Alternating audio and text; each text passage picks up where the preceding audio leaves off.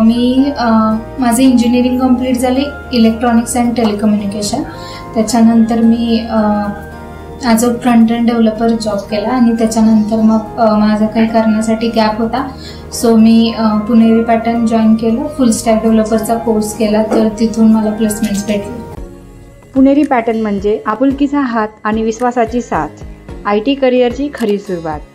त्यामुळे आमच्या चॅनलला आत्ताच सबस्क्राईब करा. हॅलो, माझं नाव कल्याणी पाटील. मी पुणेरी पॅटर्नमध्ये फुल स्टॅक डेव्हलपरचा कोर्स केला आहे. मला माझं हॅट्स ऑफ डिजिटल या कंपनीत फुल स्टॅक डेव्हलपर म्हणून प्लेस झाली आहे. तर तुम्ही तुमच्या करिअर ग्रोथसाठी पुणेरी पॅटर्नला व्हिजिट करू शकता. तुमच्या टेक्निकल स्किलसाठी पुणेरी पॅटर्नचे ट्रेनिंग डिपार्टमेंट खूप छान आहे आणि सारिका मॅम पर्सनॅलिटी डेव्हलपमेंटचे सेशन घेतात, ते पण खूप फायद्याचे आहेत करिअरसाठी. सो तुम्ही नक्की व्हिजिट करा आणि तुमच्यासाठी खूप चांगला ऑपॉर्च्युनिटी पुणेरी पॅटर्न तुम्हाला प्रोव्हाइड करेल. Thank you Puneri Pattern. 10 to 15 job calls भेटले मला as a full stack developer, non स्टॅकसाठी किंवा रिॲक्ट JS फ्रंट एंड डेव्हलपरसाठी. मला प्रिव्हियस एक्सपिरियन्स होता IT मध्ये 2 इयर्सचा, जो की फ्रंट एंड रिॲक्ट जावास्क्रिप्टचा होता, HTML CSS.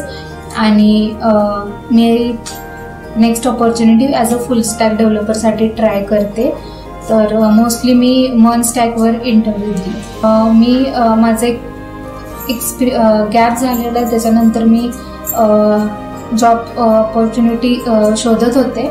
तर मला जास्त असे कॉल येत नव्हते. सो मी स्वतःमध्ये इम्प्रूव्ह करण्यासाठी, टेक्नॉलॉजीज इम्प्रूव्ह करण्यासाठी कोर्स बघत होते. तर मला इंस्टाग्रामवरून पुणेरी पॅटर्नचं बद्दल समजलं. सो मी फुल स्टॅक डेव्हलपरचा कोर्स केला आणि मी तो 2 मंथचा कोर्स कम्प्लीट होता.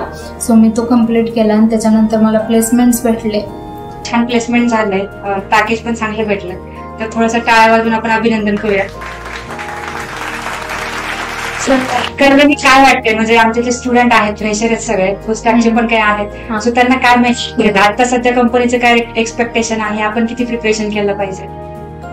फर्स्टली तुम्हाला सगळ्यांना ऑल द बेस्ट.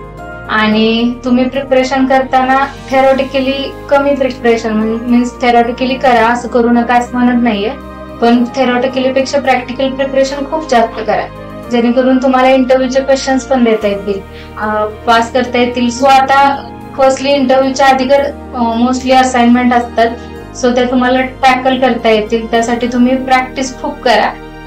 माझी पण थोडीशी प्रॅक्टिस फर्स्टला कमी पडलेली, पण मला ज्यावेळेस ते समजलं त्याच्यानंतर मला कॉल्स पुढचे टेक्निकल इंटरव्ह्यू साठी कॉल यायला लागले.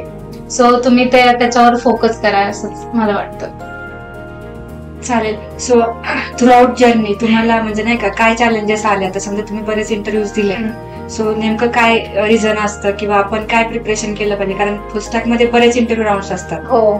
सो एक्झॅक्टली काय म्हणजे एक्सपेक्टेशन आहे इंडस्ट्रीचं? कुठल्या राऊंडला ते काय एक्सपेक्ट करतात?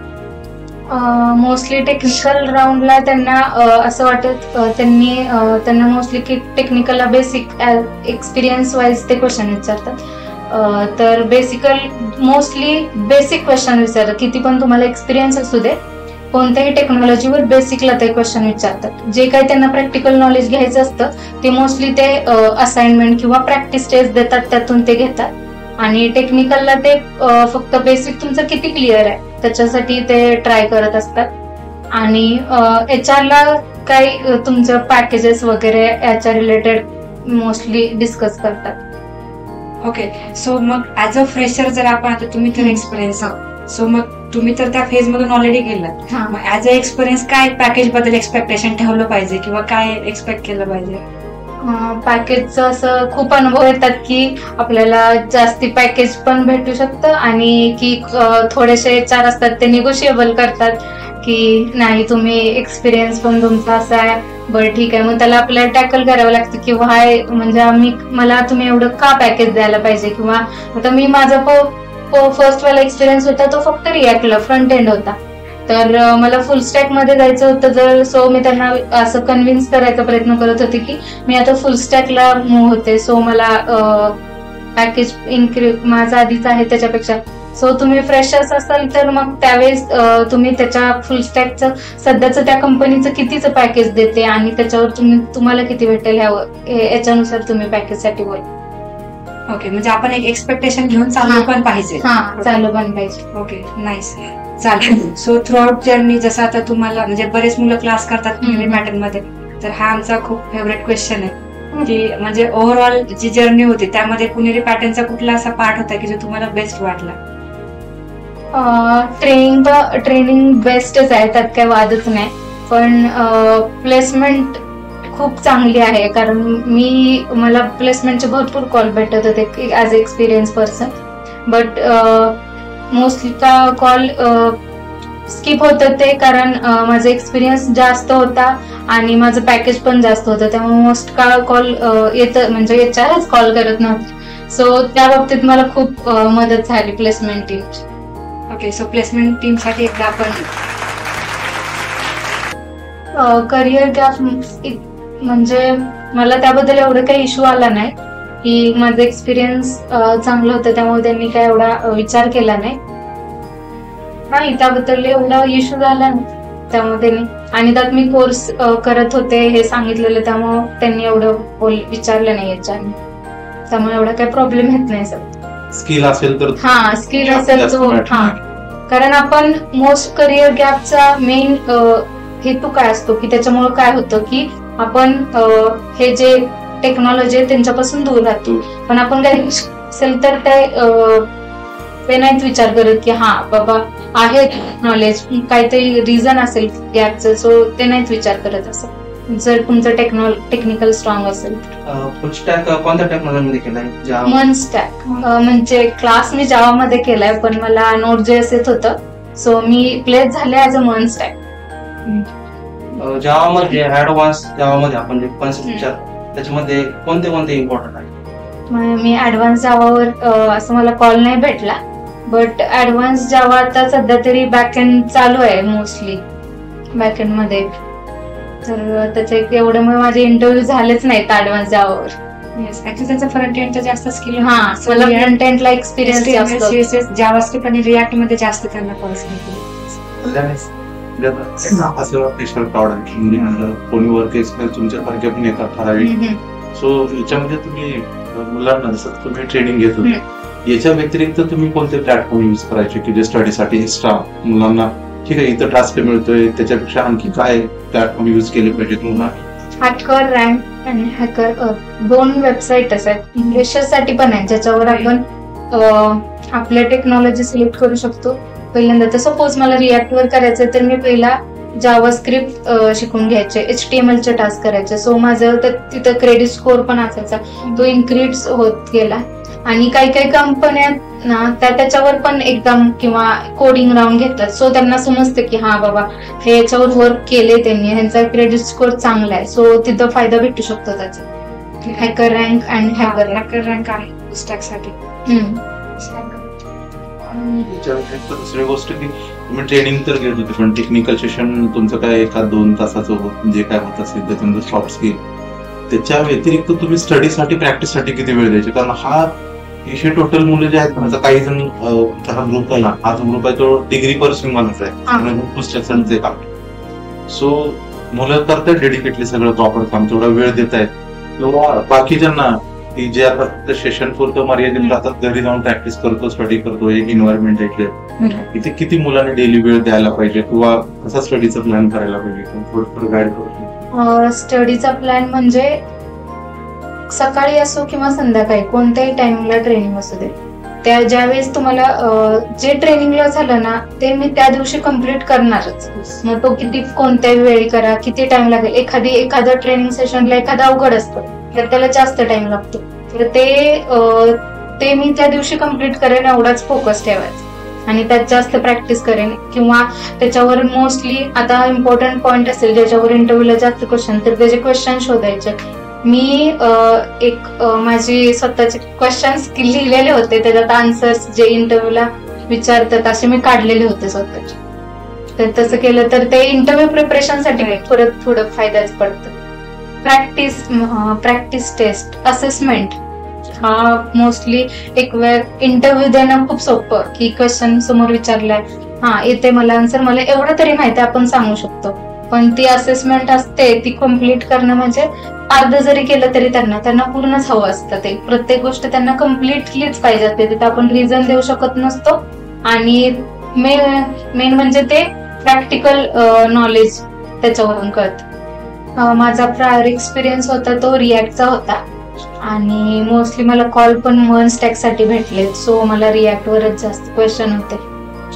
हा म्हणजे थोडक्यात आता आपल्या जे सिलेबस मध्ये तो फ्रंट एंडचा पार्ट झाला, बिकॉज त्यांचा एक्सपिरियन्स होता, मग गॅप आणि मग परत क्लास, अशी जर्नी. तुम्ही कसं एकदम फ्रेशर आहेत सगळेजण, राईट? तुम्ही क्लासेस करताय, सो तुमच्यासाठी दोन्ही गोष्टी विचारल्या जाऊ शकतात, बॅक एंड आणि फ्रंट एंड. त्यांचा एक्सपिरियन्स फ्रंट एंड मधला असल्यामुळे आम्ही ते जॉब कॉल जास्त दिले असं. So as a fresher entry किती महत्वाची आहे, किंवा ती पॅकेजवर होते हे मॅटर न करता आयटी मधली एंट्री किती महत्वाची? तुम्ही ऍज अ एक्सपिरियन्स सांगू शकता. आम्ही काय सांगतोय त्यांना ते मुलांपर्यंत पोहोचते नाही पोहोचते त्याच्यापेक्षा तुम्ही एक्सपिरियन्स आहात याच्यामध्ये. आपण बसमध्ये प्रवास करतो, मग बसमध्ये आपण गर्दी असते खूप, मग आपण दुसऱ्या बसचा वाट बघत बसतो की आलेल्या बसमध्ये घुसायचा विचार करतो. तर मोस्टली आयटी मध्ये शिरणं म्हणजे त्या बसमध्ये शिरणं तसंच आहे. कारण बसमध्ये शिरल्यावर ऍटलिस्ट तुम्हाला पुढे बसायला कुठेतरी पुढच्या स्टेशनला ऍटलिस्ट जागा भेटते. बट तुम्ही दुसऱ्या बसचा विचार केला की पण येणार, मग तुम्ही असं किती वेळ वेट करणार? त्यासाठी ओला बुक केले.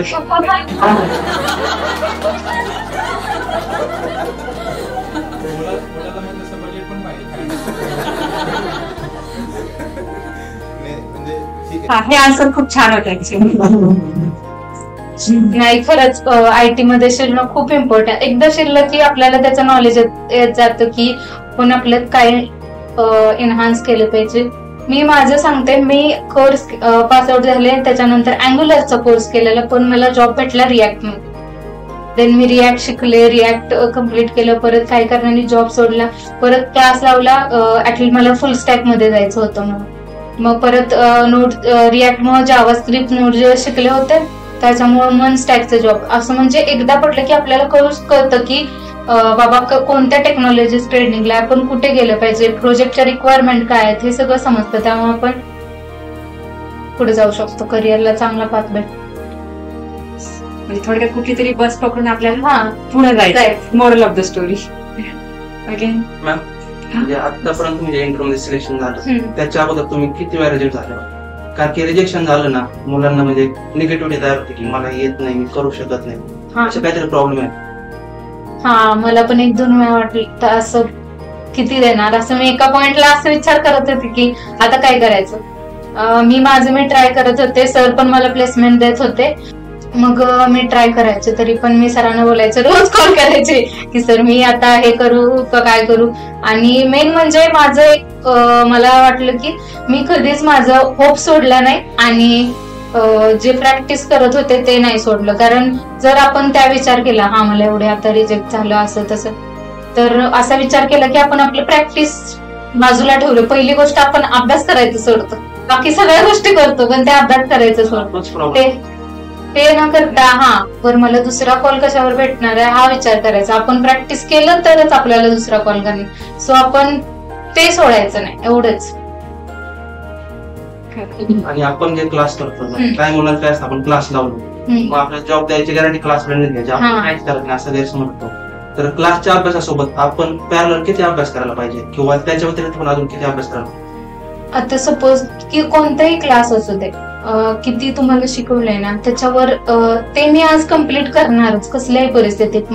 मग तो सोपा टॉपिक असेल तर मला 1 अर्धा तास लागेल, कारण मला क्लासमध्ये आज चांगलं समजते. बरं मला हा टॉपिक समजला नाही, मला 2 तास लागते, पण ठीक आहे. तो म्हणजे जेवढं तुम्हाला क्लासमध्ये शिकवलंय तेवढं तुम्ही ज्या दिवशी कम्प्लीट केलं पाहिजे. आणि प्लस त्याचे इंटरव्ह्यूचं प्रिपरेशन. बरं आता मला जॉबमधला हा टॉपिक शिकवलाय तर मी याचं आता प्रिपरेशन करेन, आणि याच्यावर मला मोस्ट वेबसाईट खूप आहेत फ्रेशरसाठी तर खूप आहेत की ज्याच्यावर इंटरव्ह्यूचे क्वेश्चन्स पण भेटतात. So hacker rank hacker rank एक आहे आणि हॅकर दोन्हीवर पण प्रॅक्टिस सेशन रिॲक्ट जावा असू दे जावास्क्रिप्ट सगळे प्रॅक्टिस होतात आणि मोस्टली कंपन्या त्याच्यावर त्यांचं असेसमेंट पण घेतात. म्हणजे प्रॅक्टिस टेस्ट असते ना ती पहिली मोस्ट कंपन्या त्याच्यावरच घेतात. त्याच्यावर एक स्कोर येतो की तुम्ही हे एक्झाम्पल सोडवले आणि त्यामुळे तुमचा स्कोर वाढत जातो आणि त्यामुळे तुम्हाला तो प्लेसमेंटला सुद्धा फायदा पडतो. येस, म्हणजे हॅकर रँक इंटरव्ह्यू साठी जे क्वेश्चन असतात डेमोसाठी त्यासाठी एखादी वेबसाईट किंवा एखादं युट्यूब चॅनल काही आहे का तुमच्यामध्ये तुम्ही त्यातून असं नाही भरपूर आहे तसं फरक काय म्हणजे भरपूर मटेरियल आहे. फक्त ते तुला म्हणजे तुला कुठलं सुटेबल वाटणार. डॉक्टरांकडे गेल्यावर डॉक्टर सगळेच डोस तुला देत नाही. मग त्याला कळतं ह्या डोस याला सुटेबल त्याच्यानुसार तुला जे परफेक्ट वाटतं तुला जे व्यवस्थित घेता येतं त्यांनी जर सांगितलं आपण आपल्याला ते हॅकर रँक आहे हॅकर अर्थ आहे अशा भरपूर वेबसाईट आहेत. क्वेश्चन्स आणि आन्सर अजून एक आहे इंटरशाला आहे इंटरशालावर असते त्याच्यावरती ओपनिंग्स पण येतात. इंटर्नशिप साठी भरपूर कॉल आहेत. येस, आणि पुणेरी पॅटर्नचे विकली टेस्ट पण असतात. तर ज्यावेळेस तुम्ही ते विकली टेस्ट देतात ऑलमोस्ट प्रिपरेशन होऊन जातं. अजून एक गोष्ट की तुम्ही एखादी प्रॅक्टिस टास्क आला तर फर्स्टली स्वतःचा ट्राय करा. एखादी गोष्ट येत नसली शोधून बघा, कारण शोधण्यावरून खूप काय गावतं. पण आता मला मी टीमला सांगेन, मॅडमना सांगेन, सरांना सांगेन आणि मग ते मला सांगतील आन्सर. ह्यावर जास्त डिपेंड राहू नका, कारण शोधल्याने ना तुम्हाला 4 गोष्टी आणखीन भेटतील. ते तुम्हाला आता जर तुम्ही दुसऱ्याला सांगितलं ते तुम्हाला सॉल्व्ह करून देतील, पण तुम्हाला कळणार नाही की हे कसं सॉल्व्ह केलं. बरं त्यांनी तुम्हाला सांगितलं तर ते सॉल्व्ह करण्यासाठी तुम्ही जे तुमचं वेग दिला किंवा त्यातनं तुम्हाला अजून 4 गोष्टी समजते असं पण होईल. त्यामुळे ते ट्राय मोस्टली करा. Thanks to Puneri pattern team and Sarika ma'am.